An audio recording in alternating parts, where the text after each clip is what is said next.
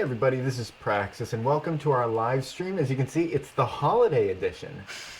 We've got, see, I just want to identify every little piece of, detail I put into this. It's Christmas and other various holidays. And I wanted to welcome you guys because in this episode we're going to be showing the horrors of the Christmas season, namely winter, and it's really been a rocky season here.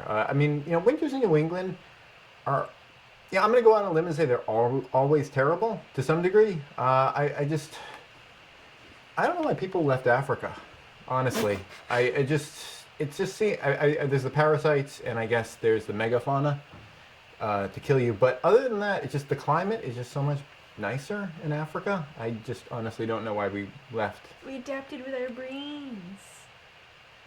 It still sucks here. So I'm going to be sharing with you what's been going on at our site in the horrors of New England. It's been challenging. I was always saying that this project, I hope that we would just be able to just skim it by into the winter, and we're still on that razor's edge, and you'll kind of see what I'm talking about when we go to that clip. I also wanted to mention that we're doing something a little bit new today. This is for Amber, and I told her a little bit about it earlier. We've got this puppy. This is River's puppy, and I'm going to let you turn it on once. And it barks. All right, off. All right. So I told Amber that we could turn it on if we get super chats. And this is a super chat shirt.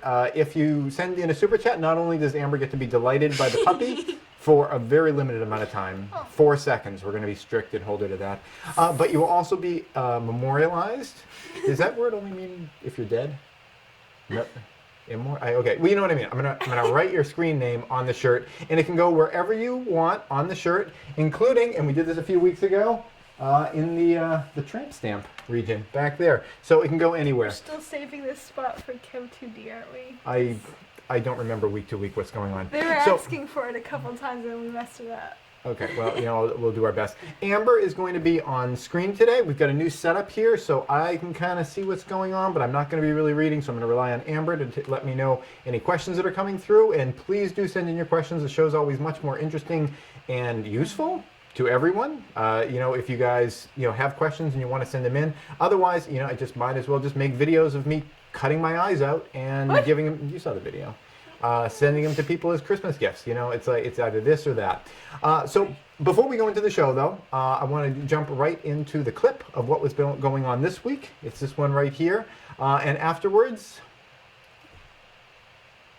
I don't have anywhere to go with it. Hey everybody, so I just got on site here and it is really, really cold out. It is like 10 degrees out with a pretty strong wind chill.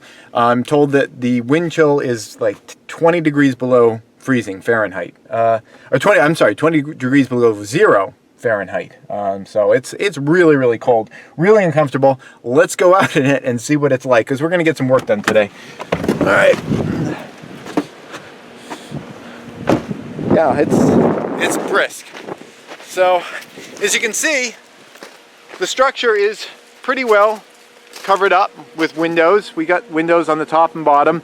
This area here, we've got just plastic for two reasons. One, we're still waiting on our windows to show up. Windows are supposed to show up today, I'm told, but they said they'd show up this morning, and it's like 11:30 right now, and they haven't shown up yet. So, we'll see about that.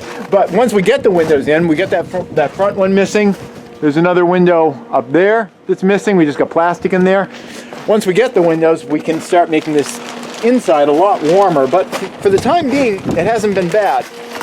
I just got plastic over this door, kind of protect it a little bit. And it's a lot warmer in here. You can see, this is a weak point on a lot of structures. There's frost. There's frost all over the doorknob. Whatever kind of insulation you have on your walls and whatever kind of great insulating windows you have, doorknobs are oftentimes kind of a weak point in terms of like thermal protection for a house. They're metal. They conduct the heat right out, and bring a lot of cold in. I'm going to be working on trying to figure out how to make this work a little bit better. And here, we also have frost all over this window. And this is a really good illustration of the difference between double pane and triple pane glass. This door is it's just a double pane window in here, and that's frozen. It's definitely frozen on there. And these windows over here, these are triple pane. Now, granted, these windows are in the direct sunlight, so if they had some frost on them, it's melted off. But this window over here, it's not in direct sunlight, and this one definitely has a little bit of frost on it, but nowhere near the degree that door had. So we're definitely getting some benefit from having the triple glazing going on all these windows. Now I'm just noticing right here, we've got another problem. I don't know, can you see it? It's in that window right there, that line. That's another crack, this right here. So we've got another cracked window. We had a cracked window upstairs, and they're still under warranty. They said that they can replace the panes, give me new panes, but it's, let's get into some puns here, it's gonna be a pain to swap those out. It's just extra work. I got plenty of work to do in the rest of the place, as you can see, and adding breaking windows that have spontaneously broken of their own accord is, it's just extra work. But, we'll deal with it, and hopefully, it's limited to 2 defective windows going on. So, upstairs, I'm gonna show you kind of what we've been working on a little bit. Josh is here today. You can probably hear him doing some sanding. Josh has been doing sanding of all of these surfaces here. In the last structure, last time we built a house, I kind of waited on all the sanding because it wasn't really critical, and then I figured I'd do it later, do it when the house was kind of otherwise done. We'd moved in, and no surprise, the sanding never got done.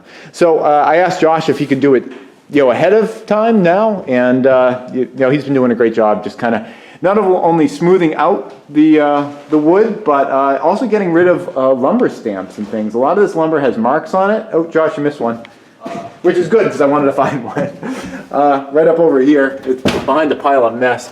But a lot of times there's just words and letters and numbers and stuff. Oh, actually, here's a good one on this this little brace here. This isn't a permanent brace, but this kind of stuff. Josh can get rid of all that kind of stuff and pretty that up.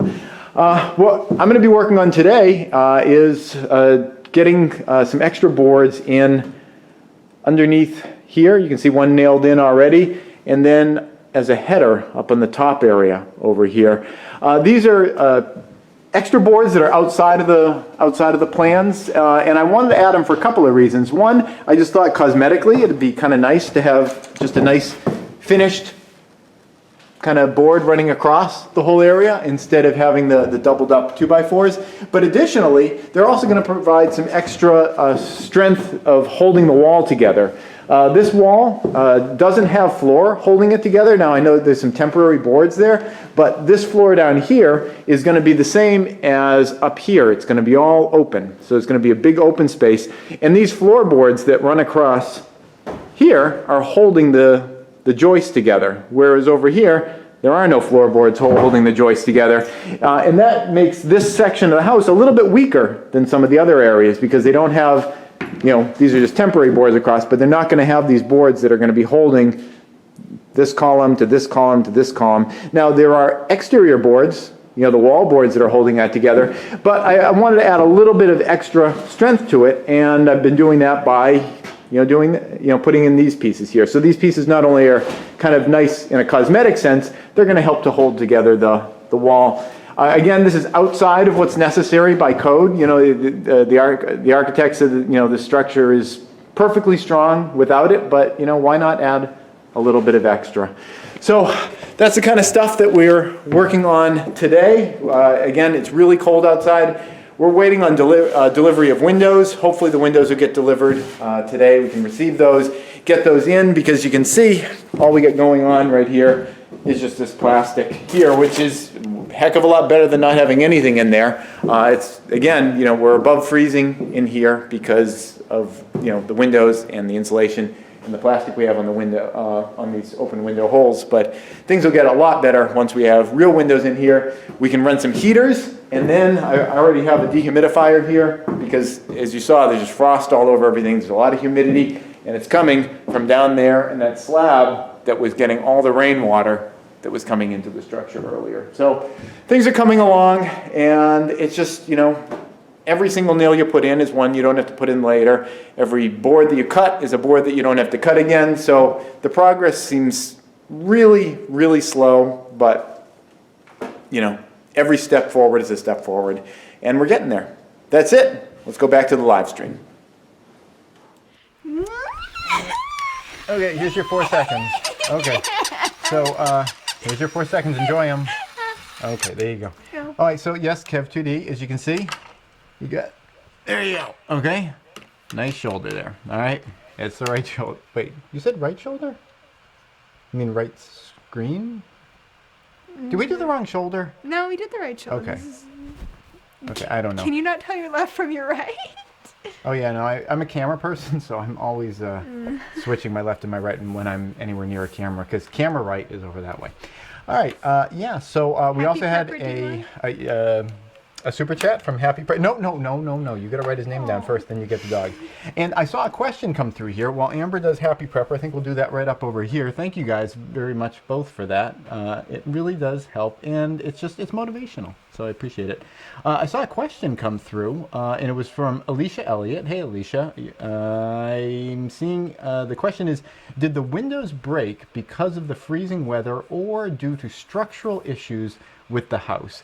Now, my ability to answer that question is probably somewhat limited, because the truest answer is that I don't know. But I can say that we did experience freezing weather, and freezing weather can, you know, stress glass if it hadn't already been stressed already. So certainly the freezing weather could have contributed to it.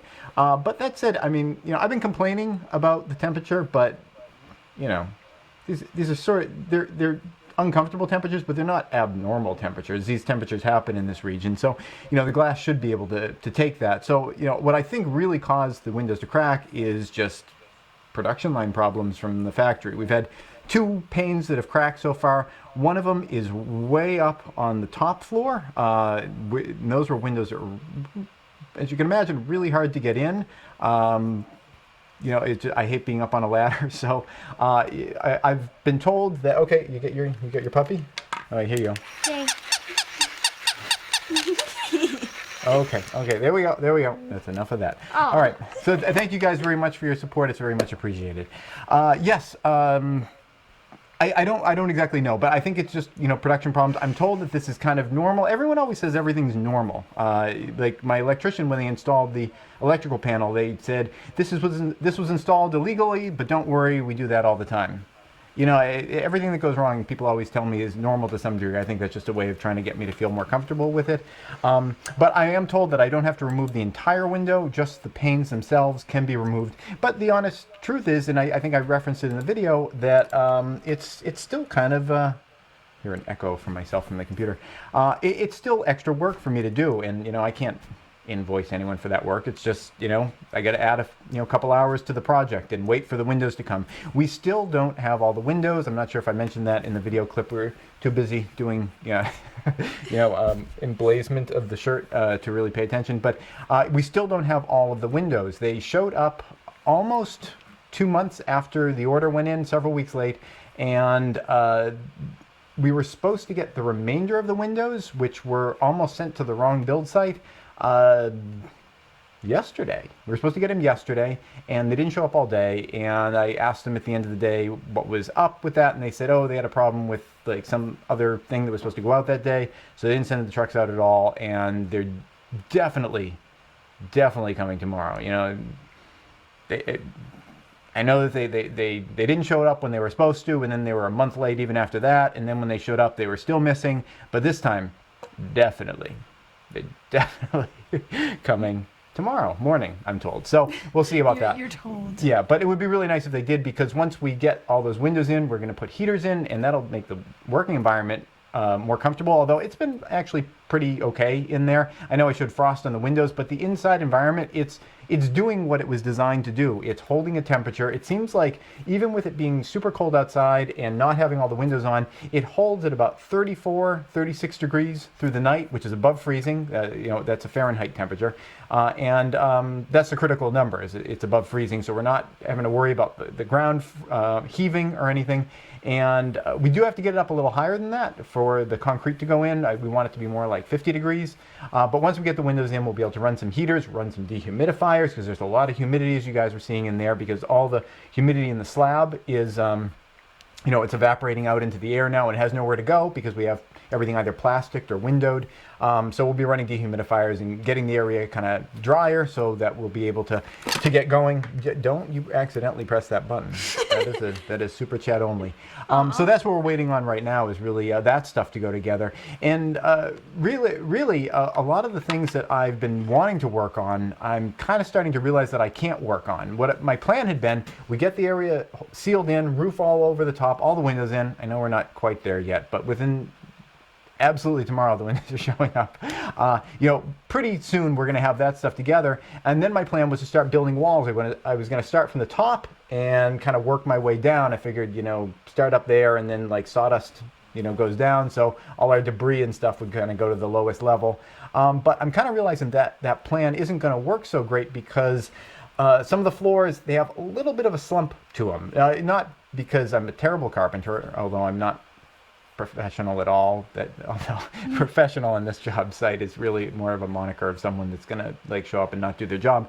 But except for the concrete people who have been awesome. That kind of thing happens. You build things, they kind of slump a little bit. There's no real support under the floors except for like one floor beam and one row of posts. So I'm thinking what I really need to do is, I don't want to be building walls on the very top and then kind of putting walls underneath, because if I build the walls on the top, the floor is already kind of okay, we'll get to that in a moment.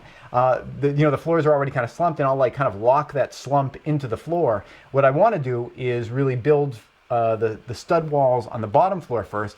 Use those to just get all the floor joists nice and straight, and we can kind of jack things up. I've got some lolly columns, some spare lolly columns that we can use to kind of crank up the floor joists a little bit, get them up a little bit, put the walls in, and then kind of lock them in as flat and work from the bottom up. But I can't do any of that because I don't have a floor to work off of right now. There's just dirt down there, and I really need to wait until I've got a concrete floor and it cures for a while, it hardens, and then I can start really doing that kind of stuff. So there is plenty of stuff for me to do, but we'll talk more about that later. Did we have a question?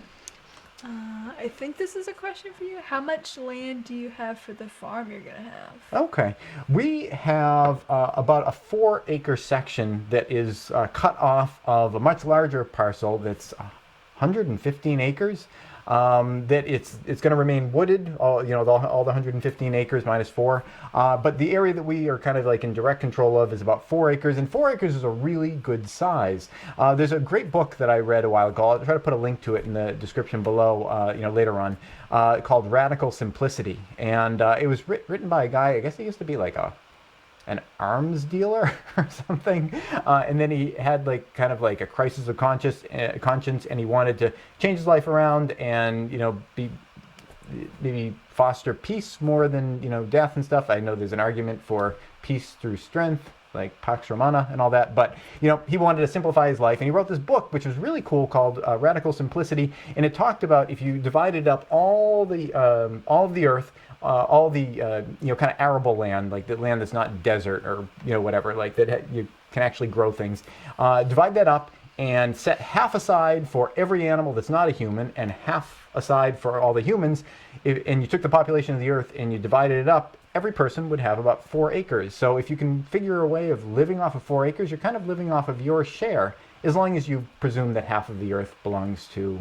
humans and the other 99.999999999% of species get the other half. So as long as you look at it that way, which doesn't sound that fair, but it's better than the way most people look at it, which they presume that humans, should have dominion over the entire Earth, and there's no reason to share with anyone. So it's horrible, but it's only half as horrible as the way most people tend to approach it. So anyway, it's an interesting book, and 4 acres is what we're going to be trying to work with, and we're going to see if we're able to do it. I'd love to just jump in and experiment with things, see how they work, and I would love to be able to live in a way that I feel is in balance with fairness and all that kind of moral sort of take on how to live your life. It's sort of how I got to being a vegetarian too. It's in line with my morals. I don't like killing. If I wouldn't want to pay someone else, if I wouldn't want to do it myself, I don't want to pay someone else to do it. So I feel like you can live more at ease with yourself when you are living in a way that you don't have to convince yourself isn't a problem, when maybe deep down you kind of know that it is a little bit. So we had another question. Random question. Will the U.S. accept an Irish gun license? I'll be in the U.S. for like 6 weeks and wondering if it would be usable for a gun course if you guys over there have them. Okay, that's a very good question, and I'm going to answer it indirectly this way. Indirectly? Yes. Why? I am a U.S. citizen. I've moved from one state to another state. States have different gun laws, and I can't even figure out what the laws are in this state regarding things. There were firearms. I don't like to talk a lot about the kind of stuff that I have, but there were firearms that, some people said were totally fine to bring into this state. Other people said, I could get arrested for having them. Other people had kind of in-between opinions on it, like it's technically okay, but you could probably get arrested, but there would be an argument made that could be made that you should be released from prison. The U.S. gun laws are a mess, and I certainly can't give you a flat answer to that, and I don't know that anyone necessarily could. You could probably find out on the books something written somewhere, in terms of whether that's okay. But I found plenty of things on the books that said that a lot of my rifles were totally fine to bring to the state, but then you talk to people working in law enforcement and they would tell you, oh no, absolutely, you cannot bring that in. It's just a mess. It's a total mess. One of the few good things about Donald Trump, and I can count them in my opinion on one hand, I'm not totally against Donald Trump. He had some good ideas. One of them was term limits for senators. When was the last time you heard anything about that? But the other one was a national license to carry kind of thing. Instead of it being this piecemeal thing, state to state and everything, just we're a country, one nation, and maybe it would make sense to have it's just so irritating, especially in New England, because the states are they're so small, they're like towns or like countries in Europe. And so long story short, not even Americans understand our own gun laws. Yeah, I should have just had Amber cover that one. There you go. Do we have any other questions? I'm sorry I can't inform you anymore on that. I'm as irritated as you are about to become. This is the random one? Okay, we got that. Okay. Would you want to scan for questions, and I'll catch up on what we've been doing on site, because I said that there were certain things that I wanted to be doing. I wanted to be building the walls top down, but now it seems like I got to do them from the bottom up. But there's plenty of stuff that I've been able to be doing, and I think you guys saw in that clip I've had Josh working. Josh has been a real help. He has no carpentry experience whatsoever, but neither did I before I built the first homestead. He's just been great. I've been able to show him a task, and he's been able to run with it. He's been doing a ton of sanding, and that's something, if you guys ever do your own build, there are certain things, and I say this from my own personal experience, that you're gonna feel like you want to just put off and be I will deal with that later. I don't have a roof. I'm not going to worry about all this little minutia stuff because I want to get my roof on.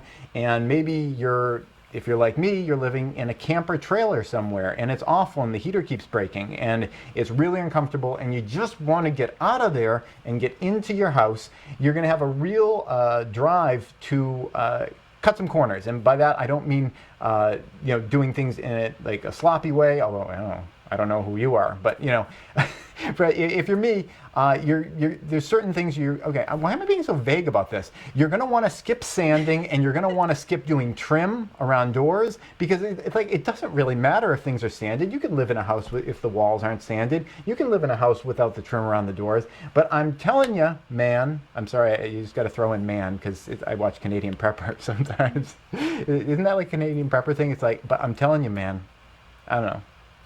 I don't know. Eh?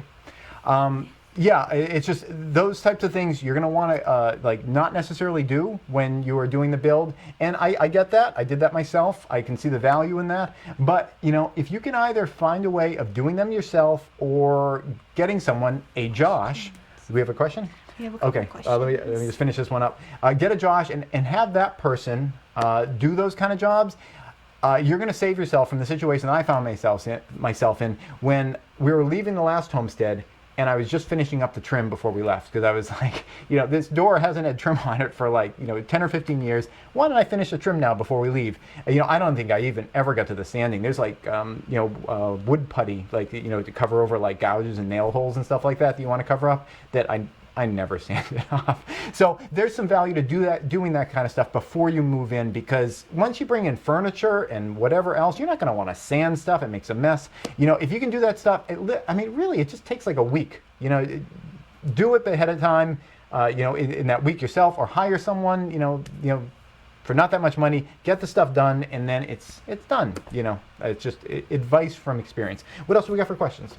Speaking of Josh, after the build, will he be hanging around in the channel and stuff? There is an interesting story about Josh. Do we have more than one question? Another question is, why are your live streams only 30 minutes long?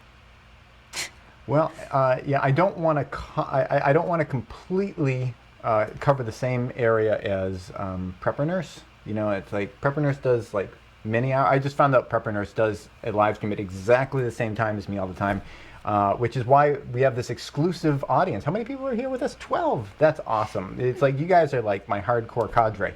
No, you know, the reason is, honestly, I feel like it would just kind of, I mean, I could go all night, honestly. Weren't you saying you want to leave them wanting more? I want to leave you wanting more. I mean, that's I come from like a entertainment media kind of thing. Always leave people wanting more. Never leave them wanting less. So, what was the question before that though? Because I'm getting confused with the question. Speaking of Josh after the build. Josh, yeah, interesting story with Josh. Let me know if there's a construction question that comes up, because you know, this Josh story I could tell in like one sentence, but I'm gonna. It's an interesting story. Okay. Okay, so I was just chatting with Josh. You know, as one, that's one problem. If you get a hired person that's working with you, I really enjoy working with Josh. You know, I didn't pre-select him for any of these things. I just found out we had a lot in common. I actually met Josh because he was an employee of the landscape company that was working for me. The landscape company that you know, is doing, like, they did the septic site, septic build and all that kind of stuff. He was working for them, and one day he was helping the excavator person, like, you know, just, you know, they oftentimes come in a team. There's one person to run the excavator and one person to stand there with a shovel and occasionally move something or stomp something or move help get a rock in place or something like that. But most of the time they're kind of not doing much. They're just kind of standing there with a shovel next to them. And there was one day when Josh realized that he was going to be standing there with that shovel for a while. And my dad and I were there. We were doing decking on the first floor decking, and he came up to us, and I'm just going to do like a fake voice for Josh. I'm going to make... Okay. I can't do Josh's actual voice, but I want to differentiate between our voices. So Josh was like, "Hey, dude, like, what? Can I jump in on something? Because I don't want to just sit around." No, he didn't sound like that at all. But I just wanted for differentiation. I don't want to just sit around. I want to be helpful. You know, idle hands is the devil's playground. So again, he doesn't sound anything like that. So we were like, okay, you know, don't feel pressured to, but, you know, that'd be great, you know, because it's just really repetitive. You're just putting in hundreds of nails into the deck. So he hopped up, and I just thought that was cool. And, you know, he showed up a couple more times, and I don't know exactly how it came up, but, you know, he jumped on board, and he ended up like they lay people off at the end of the season. Well, a lot of times with these kind of, it's like a seasonal thing, the outside work stuff. And I was like, hey, I could use an extra set of hands. So he came on. He's been great to work with, and he has been it's just the kind of person you just love chatting with, when your personality's aligned. That can be a problem if you hire someone that a lot of time, okay, construction question, that sometimes it can just become problematic because you guys chat each other's ear off, and sometimes we like just kind of stop working and we're chattering with each other because we just enjoy each other's company, and it makes the time fly, but it doesn't make the work go by very fast because we aren't doing much work. We'll get back to the Josh story in a moment. What is our question?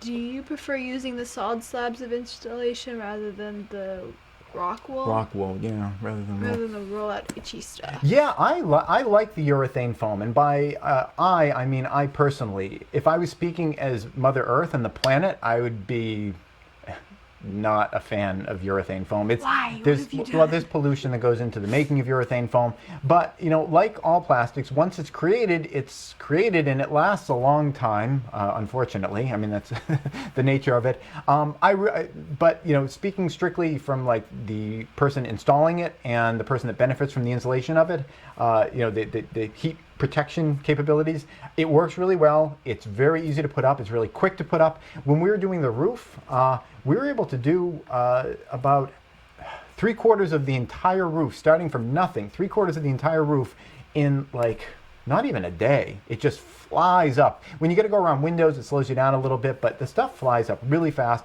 I love this stuff. Environmentally, it's not the best thing in the world, but it comes with the kit. The kit's designed around it. And that's why I did it. But, given that fact, I do love using this stuff. Do we got any other questions? I don't think so, okay. But it looks like we might be out of time. Okay, we're just about out of time. I want to finish up with the Josh story, but before I do, I want to let you guys know, I see Prescott Caliber Clubs here, and I want to let you guys know the Bug Out card game.